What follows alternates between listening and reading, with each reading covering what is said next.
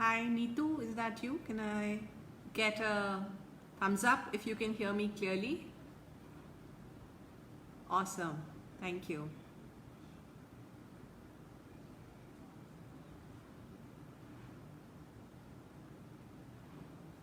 So we just wait to see as other people join.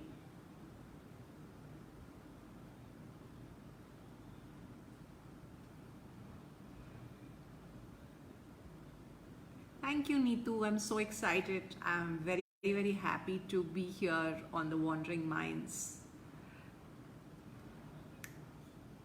Thanks so much.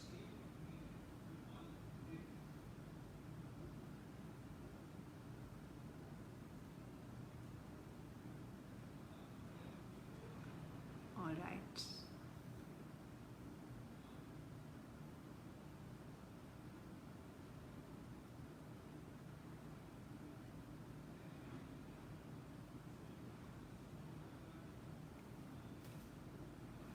So, I think about when I think about conscious parenting, I realize how unprepared we are for this role, and then it just hits us.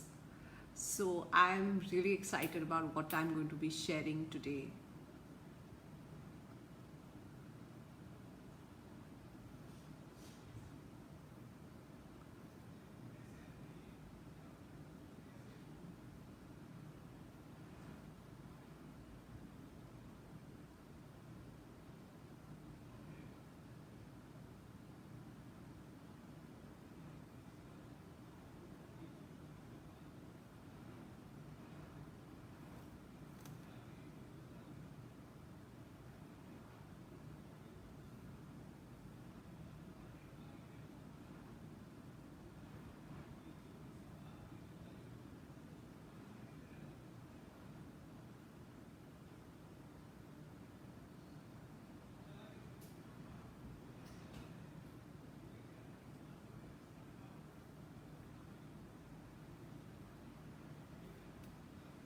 Okay.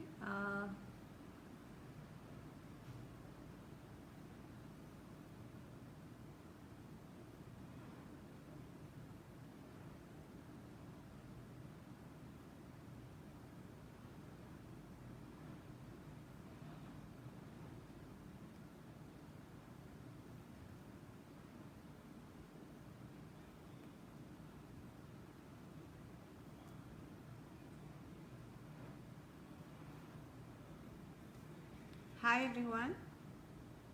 Hi Deepa, good to see you here. All the people who are coming in, thank you so much for being here and taking the time to be here. Hi Mohit, so good to see you. So as you're joining in, I'm going to request you to put, also about who are the children that you have. I mean, how old are they? Boy, girl, how old? So that will help me to really pitch the conversation in a meaningful way for you. So just put in the comment box that you're a parent to one child or two children and how old they are. So that would be really helpful.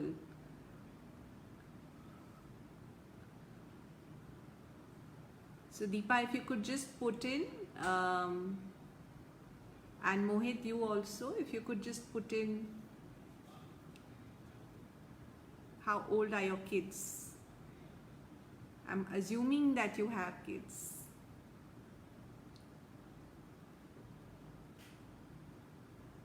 All right, so Deepa is saying, I have a 10-year-old boy. Okay, awesome, Deepa, that's wonderful. I'm also a mom to a 16-year-old. Yeah. So my son is 16-year-old. He's just gotten into grade 11. And Neetu is saying, I have two daughters. Elder one is 9 and the younger one is 20 months old. Wow, that's must be keeping you very busy. Okay, so what we're going to do today is, for those of you who are already here, let me just explain to you what we're going to be doing today.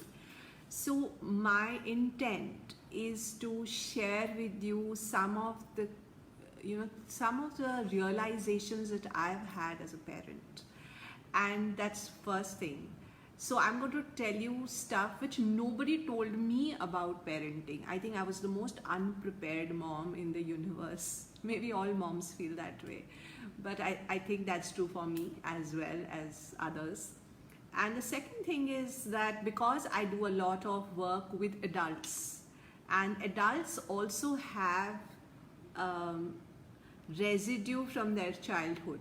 And so I have understood that as an inner child therapist, I've also understood what is it that parents can do to raise better children, more resilient children, and things like that.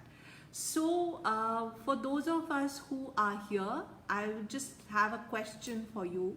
And my question for you is, put in the comments box, what is your goal or your desire for your children? What is your goal? What would you like for them to be? Just put that in the comment box. Just to get this conversation going, it would be great to see, because all parents have aspirations for their children, and it would be good to know what is your aspiration for your child. When you close your eyes and you think about, okay, so my child is a grown-up person, what's my aspiration? Just put that in, please.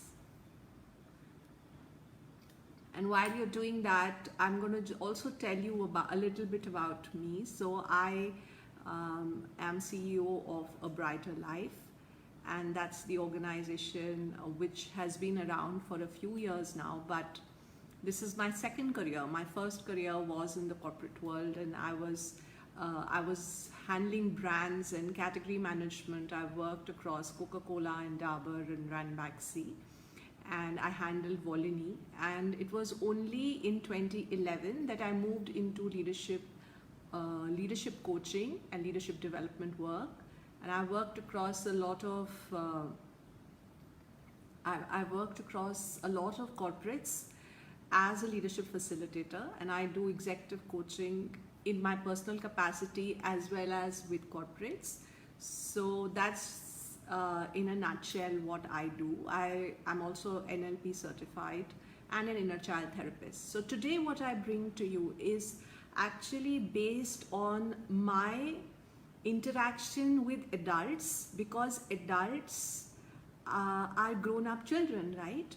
And as my own experiences as a parent, and my own experiences of my own healing when I went through inner child therapy, and what all I understood in that, I think it has completely changed my life. It has completely changed my worldview, and it has completely also changed how I look at parenting. So okay, so we have some comments here. Priyanka is saying, I hope they're content with what they do and whatever path they choose, and that's her aspiration for her children. That's wonderful. Neetu saying, be a great human, be kind, be generous, and do what they like to do. Awesome. Deepa is saying, my wish for my son is to be a happy and satisfied human being, and I want him to grow as a confident child. Excellent. Yeah, absolutely. And I think being happy and confident is what it's all about, because if we have these two as adults, then we're absolutely on the path that life has chosen for us, right? We are living to our full potential if we are in that zone. So okay, so today what I have for you are actually 4 things, right? And these are, you can say that this is the nichod, the absolute crux of the things that I have learned as a parent. And that's what I think I want to share with you. So do you remember the time when your child was born? Just go back to that moment in time, and the little baby came and baby was in your arms, and that's the most amazing, most precious feeling. I don't think anyone can forget what that felt like. And when we and then what happens is then the family comes in and everybody picks up the baby, and then people say, oh ये तो बिल्कुल माँ पे गया है, नहीं नहीं ये तो बिल्कुल बाप की शक्ल का है. So my husband's side of the family felt that my son looked just like how he did, and my side of the family started talking about how this little baby, this newborn baby, looked exactly like what I looked like as a baby. So, and I think that was, that somewhere, brings us to the first place where parents sometimes go on a track which can be detrimental. So this is a feeling that my child is a mini me. In fact, I have even seen जब friends आपस में बात करते हैं ना, तो जैसे अगर राहुल है, अरे छोटा राहुल कहाँ है, right? So what does that happen? What happens there is that you start looking at that child is a mini version of me. And when that happens, that the child is a mini version of me, then what happens then? What happens then is that we look at the child as our second chance at life. And I'm saying this very consciously, and I want you to really pay attention to it. We look at the child as our second chance at life. And what that means is, if I did not get something as a child, I want to give that to my child. If I had any unfulfilled goals and desires, I would like to make sure that my child does that. So I have a friend, and he always wanted to be a cricketer, and but his father did not allow him to be a cricketer, because when they were growing up, becoming a cricketer was a very insecure kind of a line of work to take. And so this person has started training their daughter in cricket right from the time she was really, really young. And of course the child has grown fond of it, but also the father feels very strongly about that cricket, right? And to me that is like, what are you doing? You're looking at the child as somebody who's going to drive you, is going to drive your dreams to fruition. And that reminds me of this beautiful poem by Khalil Gibran. I don't know if you read it, but there is a poem where he says that your children are not your children.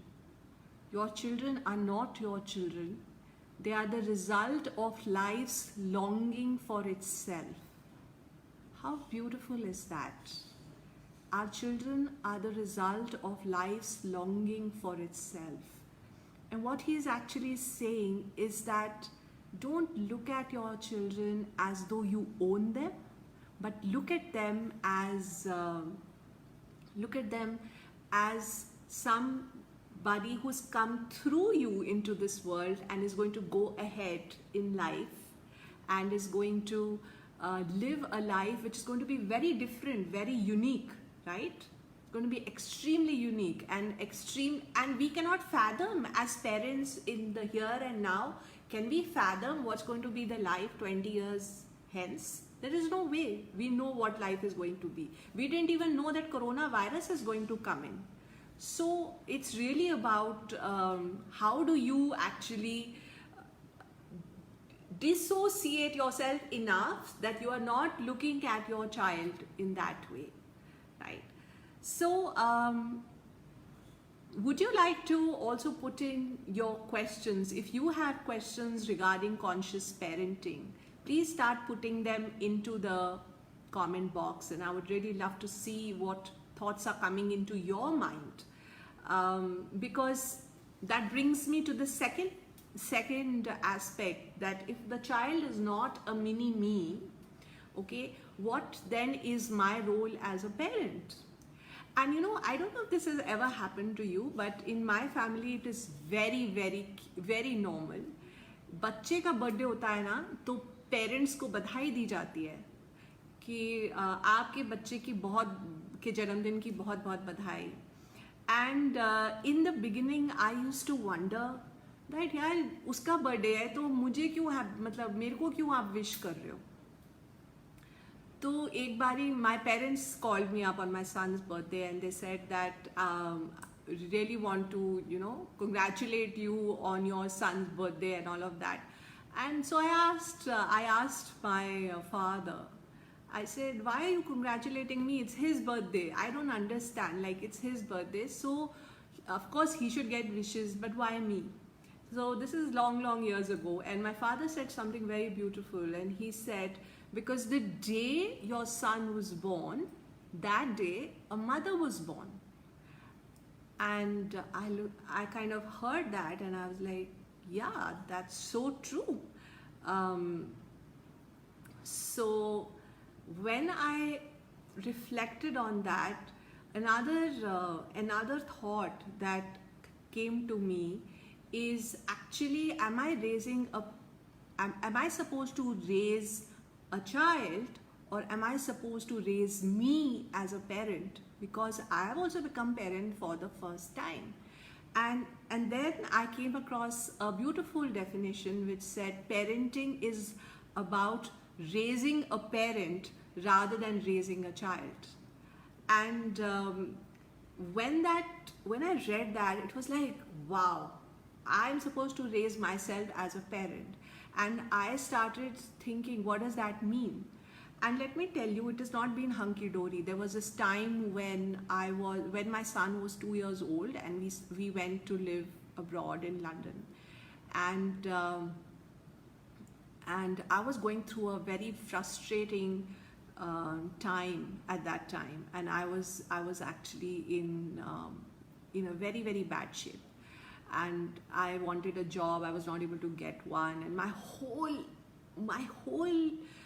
worldview was, I need to get a job, I need to get a job, I need to get a job. And the poor 2-year-old child was just being a 2-year-old child, right? And in that whole space of frustration, I think somewhere my behavior really deteriorated. It just went down.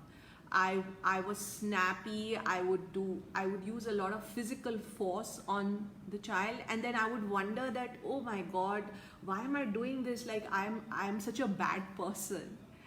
But what it actually taught me is that as a parent, I have to be a role model. If I start behaving like this, he's going to behave exactly the same as me. Not only that, I have to become aware of my triggers. So when I have this trigger of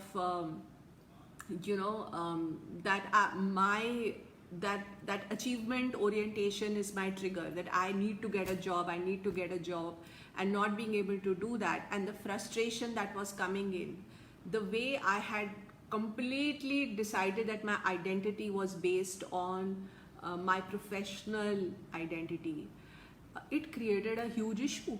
So I want to ask you guys who are watching right now, that what have you identified as a trigger for you as a parent, right? How do you feel? What do you think triggers you as a parent? And sometimes you lose it, you lose your cool, or you become absolutely, you do something which you regret later. What is some of the things that make you behave in that way with your children? Just think about that, put it in the comment box, and I'll give you some examples of people that I know of. So for example, so there's somebody I know who's a fitness freak, okay? And she really believes in being absolutely fit, and she's continuously talking to her daughter on how the daughter is too fat, right? Every time the daughter picks up something yummy to eat, the daughter is told that, see, you're being so greedy, and now you're not going to exercise. So what happens is that there is a kind of trigger for her, which she then lets off on her daughter. And I think one of the things that I have learned as a parent is that you have to become so self-aware. You have to really know what pushes your buttons. When do you lose it? It's so important to really know that, right? So for example, again, let's say somebody has a habit of competing, okay?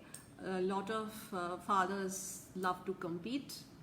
Now, sometimes parents start competing with their children. So there is an argument going on. And as children grow older, they can pick it up. They understand, right? And so I once observed that a father-son are having an argument, and at a point in that argument, the child said to the father that basically you just want to win. And the father was taken aback. So there was a beautiful opportunity there. It was a beautiful window that came into the life of the father to understand that how his competitiveness was impacting the relationship with the child. That's what I mean. There's another example. I'll give you another example. This was about somebody who told me recently. She said that, when I was growing up, my parents really put a lot of premium on being truthful, saying the truth, nothing but the truth. But I also saw them lying on the phone. So there is a confusion that gets created in the mind of the child, that am I supposed to say the truth, or when is it okay to lie? Because parents say it's not okay to lie, but they lie. So and she grew up and with this confusion in her mind, because for her then what is the opposite of being truthful? Opposite of being truthful is lying, but it's also, you don't become truthful if you want to take care of someone. So she looked at caring, my ability to care, as being the opposite of my ability to be honest. And you see how as we grow up as adults, what that does to us, because then we are not able to express the truth directly because we want to be caring. Now, if I'm aware of this in myself, what does that mean? It means that I can be very careful in how I'm communicating to my children. I'm very aware that they are watching me, that it's not what I say, but what I do that makes the whole difference. So that's really what I wanted to share about raising a parent rather than raising a child. And the next thing that I want to share with you is about unconditional love. And it is said that if parents give unconditional love to children, then children blossom, right? You agree with me? If you agree with me, give me a thumbs up. That if parents give unconditional love to their children, then children blossom. Okay? However, and this is very important, what is important to recognize is that as adults, we don't even give unconditional love to ourselves. And if that is a little shocking, let me explain what that means. It means that when I'm dealing with myself, I have put so many conditions on myself. I am so critical, so self-critical, right? I'm critical of myself in the way I come across in my office, what I'm able to do, what I'm not able to do, what I'm able to achieve. Whether or not I'm taking care of my health. Now, if I have this constant inner critic, which is in my head, which is criticizing my own self, how is it possible that I will be unconditionally loving to my child or my children? So what happens is we have put conditions in our own mind that, I am okay or I am good enough when I get the big house, or when I can afford international vacations, or when I get to my next promotion. I'm chasing goals and I am putting those goals as my equation of being worthy. Now, if that is how I am hardwired, if that is how my mind is working for myself, when I look at my children, even with my children not wanting to do it, but subconsciously it's going to impact, because when I look at my child, I will see the child and I will feel that, I now want my child to do this. When my child gets good marks, then my child is great. When my child behaves badly, then I withhold my love. Sometimes parents don't talk to the children. Sometimes parents really make the child feel so terrible that it's no longer unconditional love. And we don't realize that our voice becomes the inner voice of the child. So the way we talk to the child, whether we are loving and gentle and firm, but correcting with firmness, but gently, or we are sarcastic. Do we use words like, for example, recently I was doing a workshop and I was working with a girl who's 13 years old, and she said, there's a voice in my head that keeps saying you're useless. So she had this word called useless. Now I don't know who's using that word for her, but that has become her inner voice. It is very likely that a parent, without realizing that their words can become the inner voice of the children, start using such words which really don't really work for the child's confidence. So it's important that we affirm the child and we help the child build the confidence. It's extremely important. And also recognizing that before I can give unconditional love to someone else, I need to give unconditional love to my own self as a parent.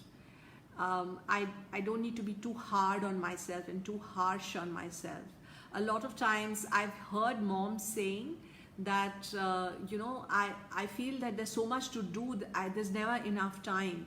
If that is something that resonates in your mind, if that is something that goes on and on in your mind, that I'm not doing enough, I'm not a good enough mom, or I'm not able to give time to my children, and so on, like a lot of inner chatter, then it's very difficult to actually connect with your children from a space of unconditional love and acceptance. I hope you agree with me. If you agree with me, give me a thumbs up.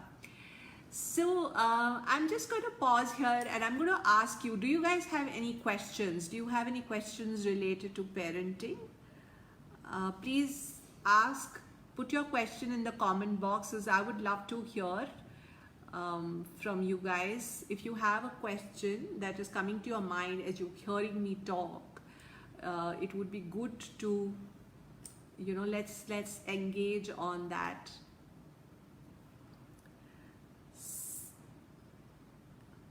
So I'm just going to wait for a bit and see if there are any questions anyone has on conscious parenting. We had Deepa joining us, Mohit. I don't know if you're still around, but if you are here, what is the question that you have in your mind that you would like to address around conscious parenting, or any of the stuff that I have said so far? Because right now I've spoken about that my child is not a mini-me. I've spoken about that parenting is about raising a parent rather than raising a child, and I've spoken about do I give myself unconditional love? in order for me to be loving in that way to my children. So just put in your comments, if you just put in your questions, when does firmness not work? Okay, so Neetu's asking when firmness doesn't work. I think when firmness doesn't work, it is because the child is ignoring. So either there has been too much firmness and the child is getting into rebellion mode. And I think what would be a good strategy at that time is to just withdraw from the conversation, allow the tempers to come down, and then engage with the child. Because I have found that children are very logical and they appreciate being given respect. Okay. And that's actually my fourth point, and the last one for this talk. And that is that children don't just need love, they need respect too. Okay, and I think as parents this is very counterintuitive, क्योंकि हमको ये सिखाया जाता है छोटों को प्यार और बड़ों को आदर, राइट? बट मैं ये कहना चाहती हूँ कि छोटों को सिर्फ प्यार ही क्यों, छोटों को रिस्पेक्ट क्यों नहीं? क्योंकि अल्टीमेटली अगर आप लाइव व्यू में देखेंगे तो जो छोटे होते हैं they are also souls. They are also on a soul journey and they require respect in the sense of our curiosity, our understanding, our willingness to hear them out rather than push them to just follow what we are saying. It is true that children don't always know they don't have the big picture, they don't have the experience, they don't know how they can harm themselves in the long run. It's true, they don't know that. And so we just want to make rules, and making rules is the easy way out, that you make rules and you tell the child that just follow the rule. But I don't know if you've seen the film Tamasha. In that, Ranbir Kapoor is playing the role of a person who has been so conditioned to live within a framework of what is expected from him that he completely does not live the life of happiness. So if I want happiness for my child, it's very important that I start respecting my child, their view, and look at them as a separate human being worthy of respect just for the fact that they are there, they are alive, and they are a soul on their own journey. And I think that's extremely important. So just so for example, what I do with my son is that if firmness doesn't work, like I'm just trying to assert and make him agree to something, that's not working, and he's a teenager, so why would it work anyway?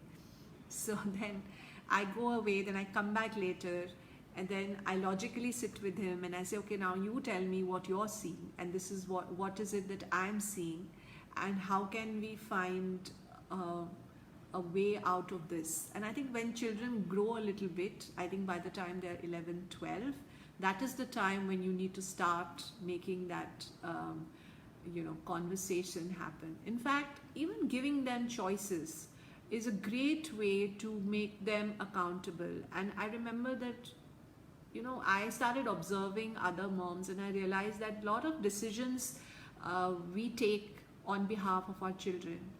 But I started looking for opportunities, where can I make my child take the decision?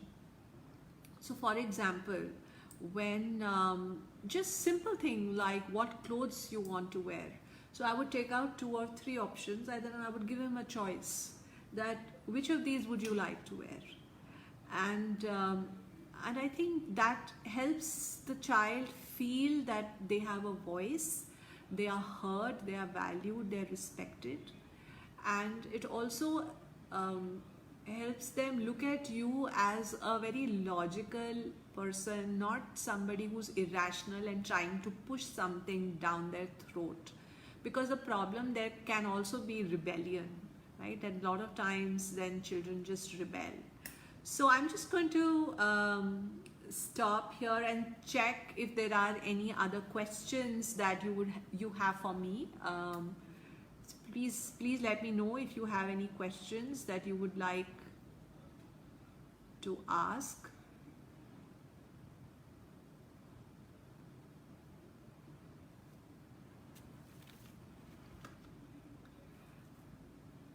And just to add to that, even, you know, spending time with them, which is where you're not busy, where you're not distracted, and just observing how they think, observing what is it that comes to their mind, how do they look at life.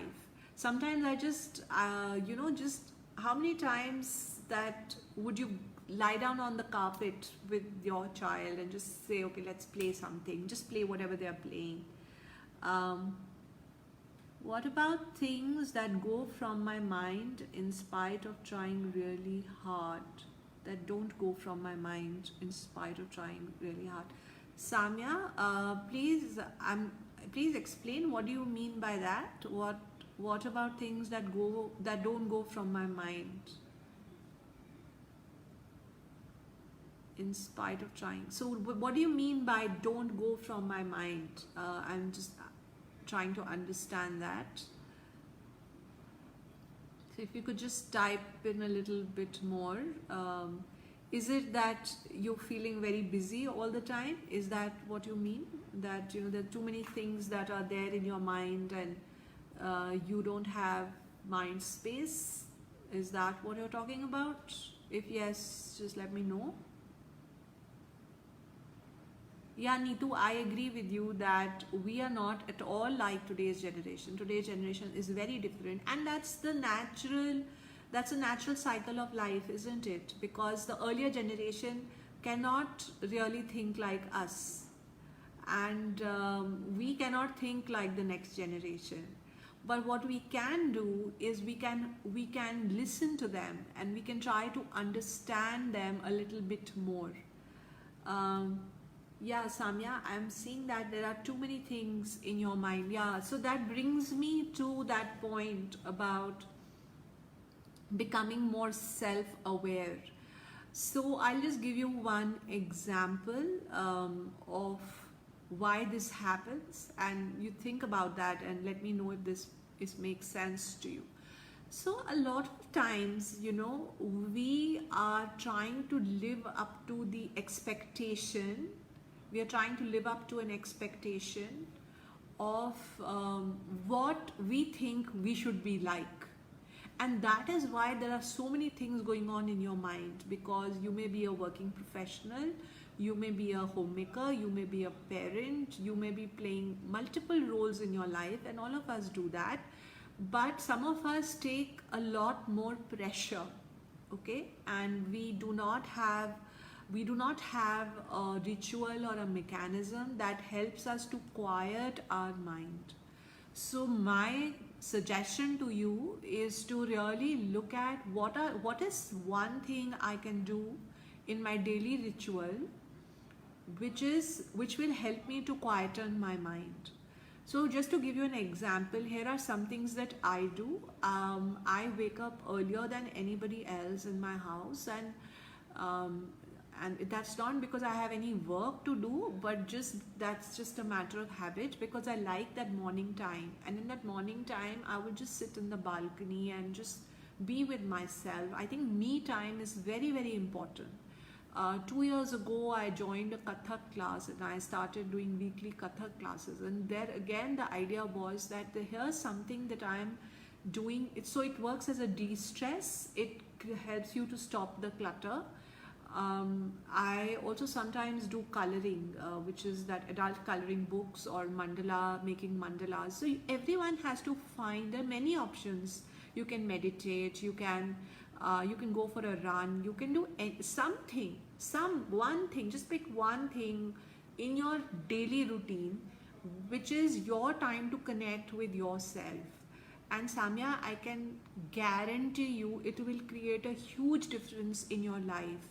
Because, you know, a stressed mother just creates a stressed household. And unfortunately, while that again may seem like a lot of pressure on us, but I think what it also tells us is that there is an opportunity there to really look for the self-care that I talked about, being unconditionally loving to yourself. If you are unconditionally loving to yourself, you will give yourself a breather. Okay, and that's really my suggestion to you. I hope this makes some sense. It's just out of my experience that I'm sharing. Rakhi is saying how to make a balance between an adult son and father. Yeah, moms get caught in that crossfire, Rakhi, I understand that.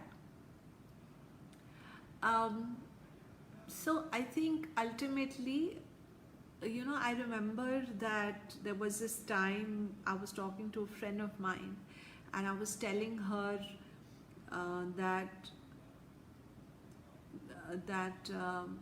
I don't like the way they talk to each other, my son and my husband. Sometimes I used to feel very upset about their interaction, and she said to me something very beautiful, and I've never forgotten it. And she said to me that their relationship is not your business.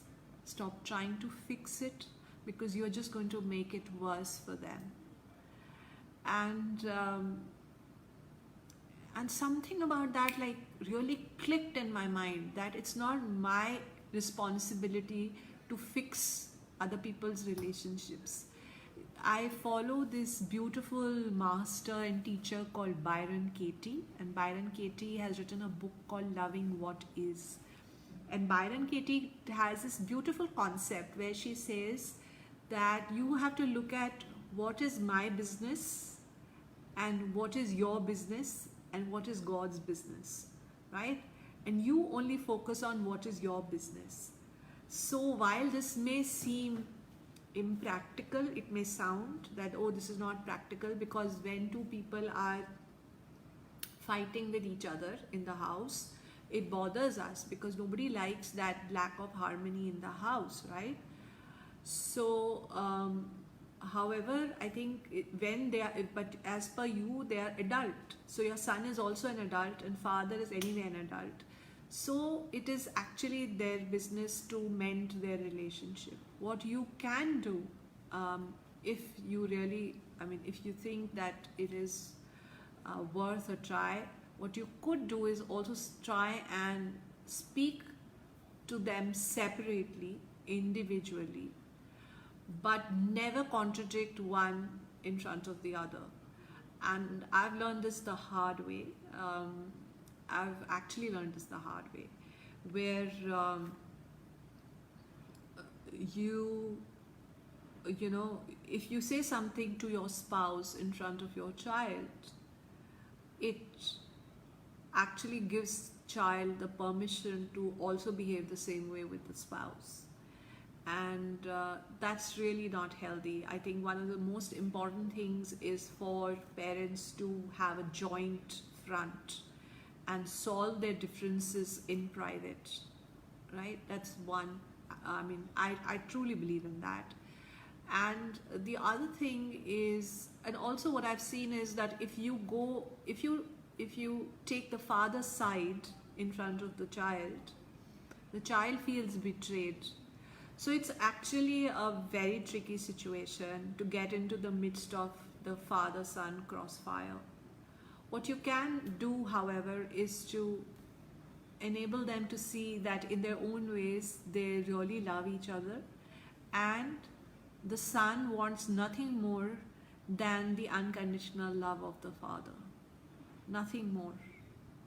And if the father can work a little bit on being more affirmative rather than judgmental, it would really turn around the relationship. So I do recognize that a lot of this goes on from generation to generation, and that's the kind of inner child work that I've done, where I realized that probably the father has had an issue with his father, and it just kind of goes down generation to generation. And that's why my point that parenting is about raising a parent. So as a parent, we must heal ourselves, we must heal our wounds, otherwise we will give the same wounds to our children. So that's really what I want to share on that. Again, I'm just talking from my experience, but this is the best that I can share with you. Any other question?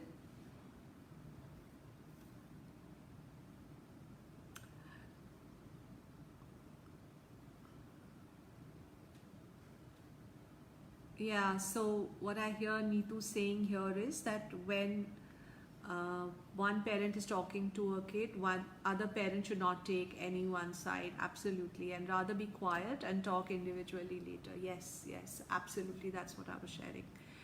And so before I sign off, friends, I created an acronym for this talk specially, and the acronym is LOVE, because love is very, very important in conscious parenting. And here's the meaning that I've given to love, okay? So the first letter is L, and L is all about learning, okay? So I feel that conscious parenting is about learning about yourself, the self-discovery. And that's really the first and the most important thing that all parents should be doing, is really getting to know themselves a lot more. The second thing that O is for taking ownership as a parent. It is not just everyday thing. It's a very important responsibility, because we are wanting to raise happy, confident, resilient children. So taking ownership of your parenting means being available for your child, being aware of your behavior, and being a role model. So that's really O. Then comes V. V is here V stands for your voice, becoming very, very conscious of what is the voice with which you are talking to your child. Is it a sarcastic voice? Is it an authoritarian voice? Is it a voice that is is it affirming the child, or is it belittling the child? So I think that's very, very key in making sure that the child grows up to be a happy, confident, and resilient child. And E, which is the last one, is about engaging with the child to enrich the child. Don't just think that for 15 minutes a day you will see the child, and in that 15 minutes you will give the child all the gyan, and then the child will become happy, confident. It's not going to work. So we have to all of us have to find moments where we can just be with the child, have fun, play, engage, read a story, talk about what happened during the day, all of that. And that makes a huge impact in our ability, in fact in our credibility with the child. Otherwise the child says that हाँ आप तो सिर्फ मुझसे तब बात करते हो जब आपको मेरे से कुछ काम होता है, right? So find a game that you all enjoy doing, make it a ritual, play every day. Like with my 16-year-old, we play Rummy, or we play a game called Yahtzee, and that's our ritual, me, my husband, and my son. And so really identifying what can be that ritual for you. Another ritual that we have is a family hug, where all three of us embrace each other. So that is again, I think it's our way of telling our son that we are always here for you, and even if we don't like some behavior, it does not impact the love that we have in our hearts for you. Our love for you is unconditional. A lot of this is stuff that I've learned in the last 5-6 years. It wasn't there in my first 10 years as a parent. It wasn't there. And that's why I feel so passionately. I feel everybody should know this, and no one told this to us when we became parents, and we just discovered it on the way. So thank you, Neetu, for summarizing that. Yes, L is learning to be yourself, learning to love yourself and discovering yourself. O is taking ownership as a parent, being a role model. V is being conscious about the voice with which you speak to your children, remembering that your voice becomes their inner voice. And E is really about engaging, finding more and more opportunities to engage with your children. So that's what I wanted to share with you. So I'm just wanting to hear from you if there are any more questions that you would like me to answer. Please put in the comment box any question that you would like to answer. If you have any question, just write it there. I just saw Iti come in. Hi Iti. It's almost the end of the session, but I'm so happy that you made it. Follow family rituals, Neetu saying yes. So let's do one thing. I want everybody to put in the comment box, what is one ritual that you will follow with your children? What is one ritual which you will do very, very honestly, make it fun, make it engaging for them, gamify it, and put in the comment box that this is something that I can do with my child. For example, it could be playing a game, it could be going to the park, anything that, it could be reading a bedtime story, it could be just cycling together, it could be anything that you do. It's just your bonding time with your child. What rituals would you come up with? Just put that in the comment box, guys. And if there are any questions, let me know.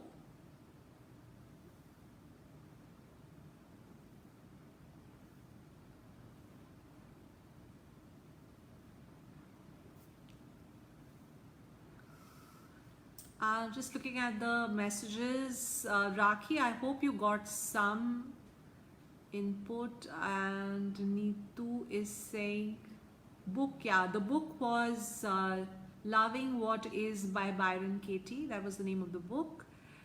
And yeah, so that's it, folks, from me. If you don't have any questions, then I'll just sign off for now. Thank you so much for being here. It is saying walk and talk. Yeah, I mean, if you can do that with your kids, that would be wonderful. Rakhi Jain is saying thank you. Rakhi, you're most welcome. Thank you to Wandering Minds and Neetu for giving me this opportunity.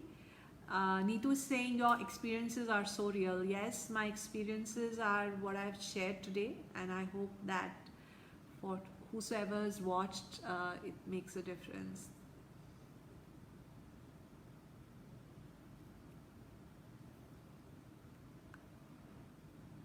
Alright guys, thank you, logging off, and hope to see you again sometime. Bye.